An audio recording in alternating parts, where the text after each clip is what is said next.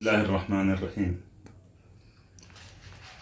तहफ़्फ़ुज़ औक़ाफ़ के तमाम उन अहबाब को वक्फ़ बोर्ड में जो हो रहा है उस ताल्लुक़ से कुछ बातें पेश करना बहुत ज़रूरी समझा, क्योंकि सभी लोग जानते हैं कि बीजेपी की जानिब से वक्फ़ अमेंडमेंट एक्ट जो बना, बिल पेश किया गया था, तो उसकी मुखालिफत करने वालों में अल्हम्दुलिल्लाह कांग्रेस पार्टी सबसे पहले कांग्रेस पार्टी ने इस बारे में तमाम जगहों पर जाकर रिप्रेजेंट किए इस बिल की मुखालिफत में। उसके बाद बिल की मुखालिफत में हम लोगों ने इसमें सबसे पहले मुस्लिम पर्सनल लॉ बोर्ड वाले भी आए, इसमें कांग्रेस के अलावा दीगर मुस्लिम तंजीमें, मुश्ताक भाई भी आए और बहुत से अहबाब सामने आकर बिल की मुखालिफत में धरने दिए।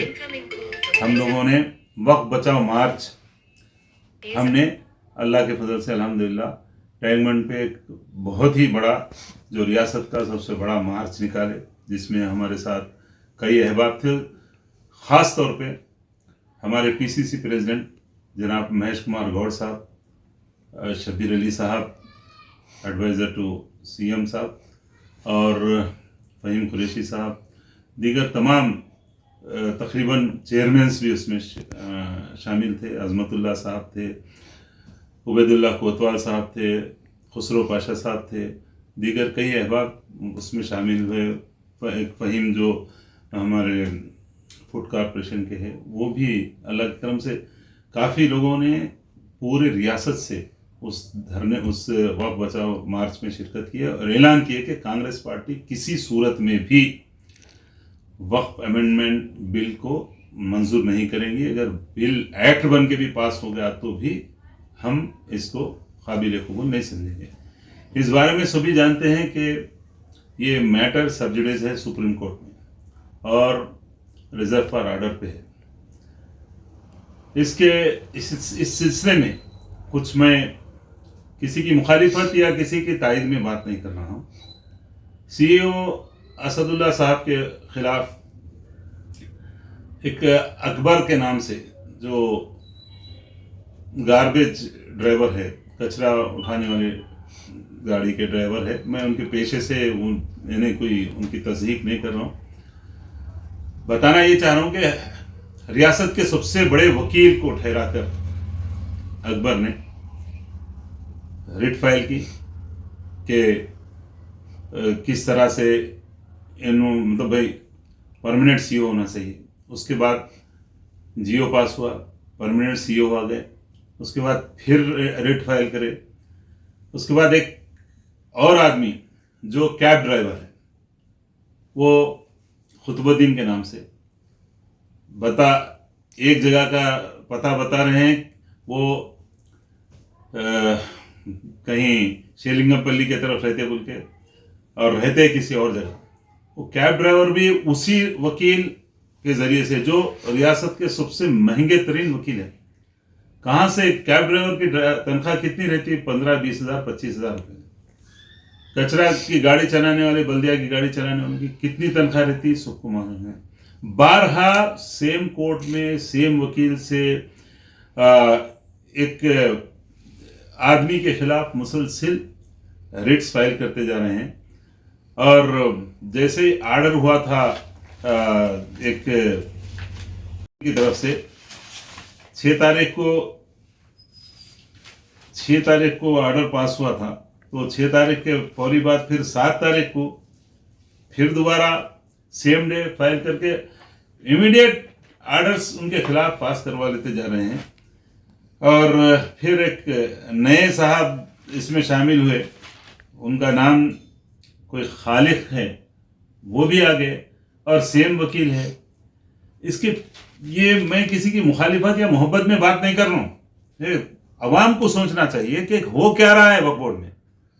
और फिर जो खुतबुद्दीन ने जो रिट फाइल किया, उसमें उन्होंने बीजेपी की जानिब से जो एक्ट बना है 2025 के तहत सेक्शन 23 का, उसमें डिप्टी सेक्रेटरी रैंक का आदमी को होना चाहिए बोलकर एक्ट में आ गया हो, उसको पॉइंट आउट करते हुए उन्होंने रिट फाइल की और उसमें ऑर्डर करवा लिए उसके खिलाफ।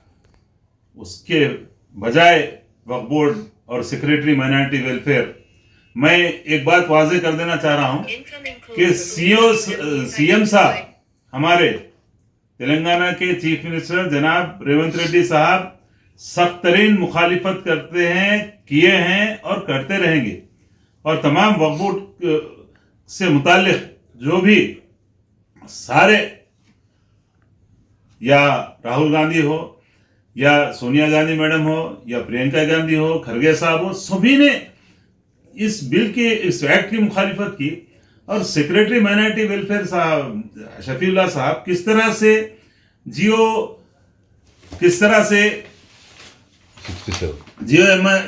67 डेटेड 12 अगस्त 2025 को ये जियो किस तरह से निकालते रिपेट्रिएट करने के लिए इनको, असदुल्ला साहब को, जिसमें एक्ट ये बोल रहा ये कि डिप्टी रैंक जो भी हो तो वो हिंदू भी हो सकता है, नॉन मुस्लिम भी हो सकता है। रास्ता बीजेपी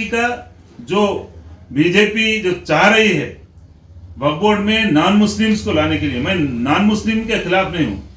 एंडोमेंट में कोई मुसलमान नहीं जा सकता, वक्फ बोर्ड में भी इसी तरह कोई गैर मुस्लिम नहीं आना चाहिए, सिंपल बात है। तो शफीउल्लाह साहब किसके कहने पर, क्या ये सीएम साहब की नॉलेज में लाए, क्या ये मिनिस्टर जो हमारे माइनॉरिटी वेलफेयर है, क्या जनाब शब्बीर अली साहब है जो एडवाइजर है हमारे सीएम साहब के, उनकी नॉलेज में लाए क्या ये? किस तरह से एक साजिश हो रही है और साजिश का शिकार तो नहीं हुए या जानबूझकर किए? क्यों ये शफीउल्लाह साहब किस तरह से मालूम, क्या एक्ट नहीं पढ़े क्या?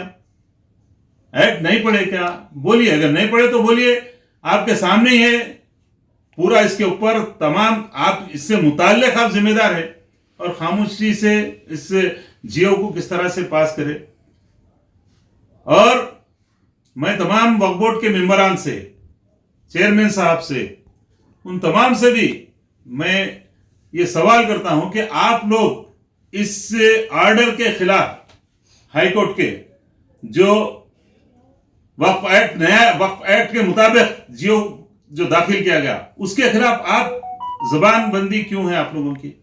आप लोग क्यों इस ऑर्डर के खिलाफ, इसको कैंसिल करने के खिलाफ, खुतबुद्दीन के ऑर्डर को आप लोग क्यों कोर्ट को अब तक नहीं गए और वजाहत अब तक क्यों नहीं पेश कर रहे, जबकि 14 दिन हो चुके हैं?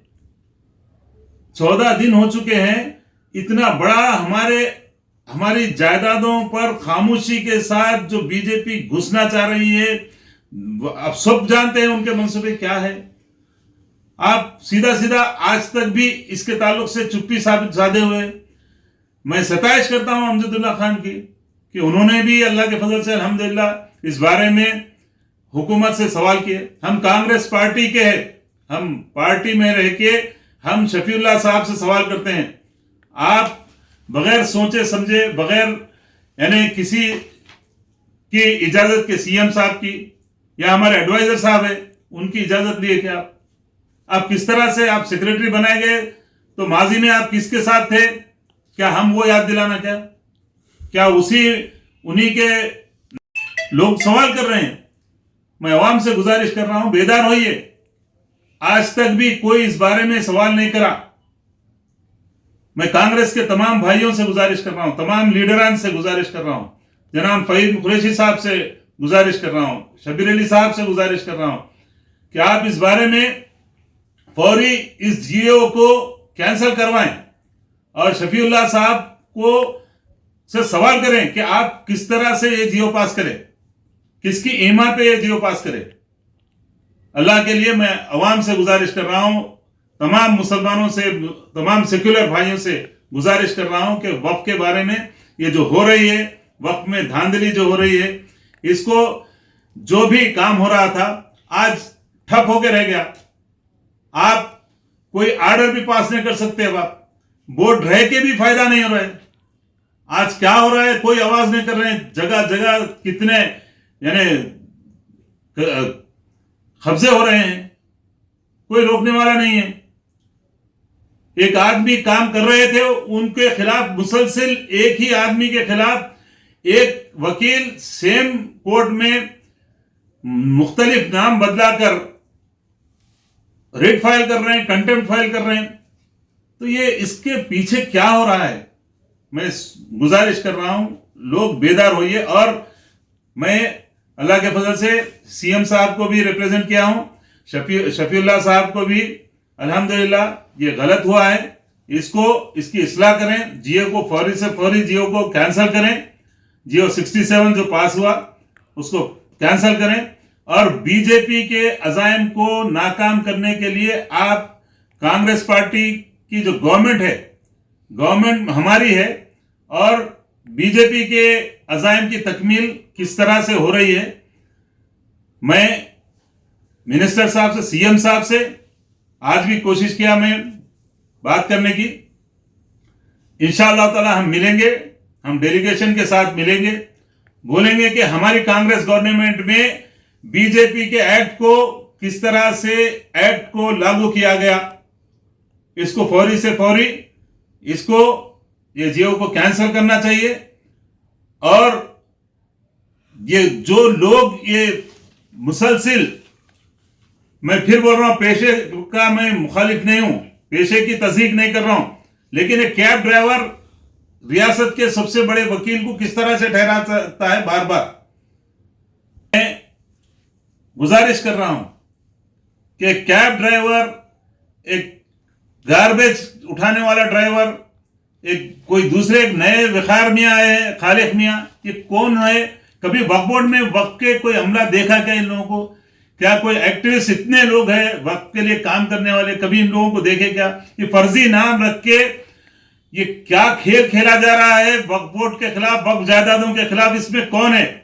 मैं गुजारिश कर रहा हूं, बंदगी पाशा साहब, आप अल्लाह के लिए काफी फिक्रमंद रहते हैं, और दीगर अहबाब से भी, मैं चेयरमैन साहब से भी गुजारिश कर रहा हूं कि फौरी से फौरी ये जो जियो 67 पास हुआ उसको कैंसिल करने के लिए आप आए और हाई कोर्ट में रुजू हों और ये ऑर्डर को कैंसिल करवाएं, वरना फिर ये लागू हो चुका है, ये कानून आप करवा दिए शफीउल्लाह साहब, आप इस कानून को लागू करवा दिए। वक्फ बोर्ड में, हाई कोर्ट में जो पास हुआ है ऑर्डर, इसको कैंसिल करने के लिए आप खुद भी एक्शन ले, अगर आपका दिल साफ है, अगर गलतफहमी में होगा, इंसान है हम सब, अगर हुआ तो, नहीं तो फिर हमारी गुजारिश है शबीर अली साहब से जो एडवाइजर है, और फहीम कुरैशी साहब से, मिनिस्टर साहब से, उन तमाम इसके पीछे। अच्छा, और एक चीज ये कि 6 तारीख को, 5 तारीख को जैसे ही ऑर्डर हुआ, 6 तारीख को कुछ फाइल साइन करके चेयरमैन साहब के पास भेजे, सीओ की जानिब से गई। फौरी 7 तारीख के दिन वो फोटोज के साथ कंटेम्प्ट फाइल किया गया। किस तरह से ये लीक हो रहे हैं फाइल्स, नोट फाइल्स कैसा जा रहे हैं, ये खुतबुद्दीन तक नोट फाइल कैसा गई? जब उसके खिलाफ कंप्लेंट किया गया तो आज तक भी एबिट्स पीएस में उसके खिलाफ कोई भी एफआईआर नहीं हुआ। खुतबुद्दीन के खिलाफ एफआईआर करने के लिए कंप्लेंट दिया गया। ये बहुत ही बड़ा खेल खेला जा रहा है। मैं अवाम से गुजारिश कर रहा हूं, आप लोग जागिए। ये औकाफ आपका, हमारा एसेट्स है, बुजुर्गान दीन रखे, इसको तबाह करने के वास्ते एक बहुत बड़ा गिरोह जो खुतबुद्दीन के पीछे, जो अब्दुल खालिक के पीछे, जो अकबर के पीछे कौन है, इसकी तहकीकात करना बहुत जरूरी है। और शफीउल्लाह साहब, आपने जियो जारी किया, आप ही इस जियो को कैंसिल करें, वरना हम भी हर जगह आपके खिलाफ जाएंगे। कानून के दायरे में रहते हुए हम छोड़ने वाले नहीं है। और कांग्रेस गवर्नमेंट को जो भी बदनाम करने की कोशिश करेंगे, कांग्रेस पार्टी को, कांग्रेस की आज जो गवर्नमेंट है, रेवंत रेड्डी साहब को कोई भी अगर बदनाम करने की कोशिश करेंगे तो खबरदार, हम खामोश नहीं बैठेंगे। चाहे वो कितना भी बड़ा दर्जे का ऑफिसर हो, हम उसके खिलाफ कानून के मुताबिक कार्रवाई करेंगे। अस्सलाम वालेकुम व रहमतुल्लाहि व बरकातहू।